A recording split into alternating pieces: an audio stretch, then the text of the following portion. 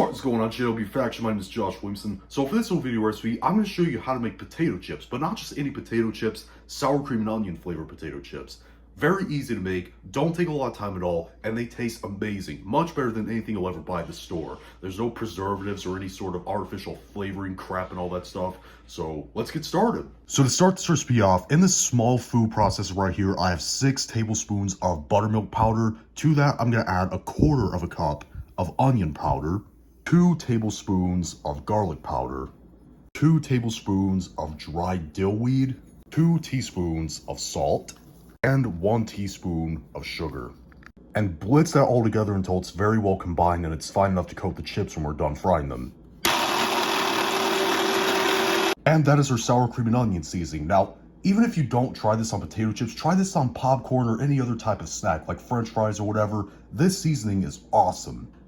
Alright, so now it's time to get started on making our potato chips, cutting them into slices. Now, what you want to do is take 2 large russet potatoes, cut them both in half. Alright, now we're going to get started on cutting the potatoes into really thin slices. Now, I'm using this tool called a mandolin. It's one of my favorite kitchen tools.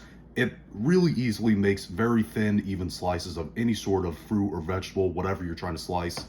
So what I'm going to do is take the potato that we cut in half, and we're going to slice it really thin. Here's how you do it. Really easy. You see, that's the sort of thinness you want. You want these almost paper thin, almost transparent. But anyways, we're going to continue slicing these, and I'm going to come back when I'm done. Now, here's the thing. You really want to be careful when you're using one of these mandolin slicers.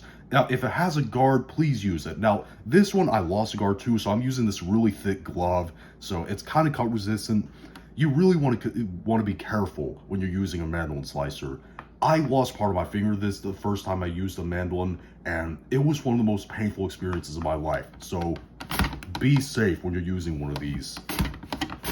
Alright, so I've got all my potatoes sliced already now. Now it's time to preheat your frying oil. Now, I got a deep fryer here that checks degree temperatures. If you want to use a wok filled with oil or a deep pot in general with hot oil, go for it. Just make sure you have one of those thermometers that check degree temperatures. That's pretty important. But anyways, you want to preheat your fryer to 325 degrees Fahrenheit, which is 160 degrees Celsius. When it is preheated, what you want to do is take some potato slices and drop them in. Don't be afraid to put a good amount in. Move them around constantly while they're frying so they don't stick together.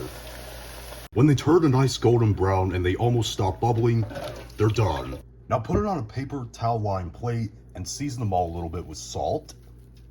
And then get a bowl and put some of the sour cream and onion seasoning that you made, as much as you want. It depends on how strong of a flavor you want. I like a pretty strong flavor, so I put in a pretty good lot. Put some of the chips in and then shake them up in that seasoning. Make sure they're all coated. And that's our first batch done. Now what you want to do is repeat that entire process with the rest of the potato slices that you have, and I'm going to come back and I'm going to show these off for presentation. Alright, and our sour cream and onion potato chips are done. Like I said, they were so easy to make, didn't take a lot of time at all, and they taste so much better than anything you're going to buy at a store. Now what I have a problem with the store-bought sour cream and onion potato chips is that I find that they're a little bit under-seasoned, like actually way under-seasoned, really. They don't put enough of the sour cream and onion seasoning on there. But this one, you can control how much of the seasoning you want, whether you want it really strong like I do, or you want it a little bit more subtle. I'm going to bite into one of these just so you can hear how crunchy they are. I'm telling you, you need to try these out. And even if you don't want to do sour cream and onion, you can actually season these however you want. Whatever you season this with, it's going to be better than anything you're ever going to buy at a store. But if you try this recipe out, leave in the comment section down below and tell me what you thought, whether you liked it or you hated it. And if you liked this video, thumb it up, hate this video, thumb it down, and be sure to click subscribe and become a member of the JW Faction on a journey to 10,000 subscribers. See you later.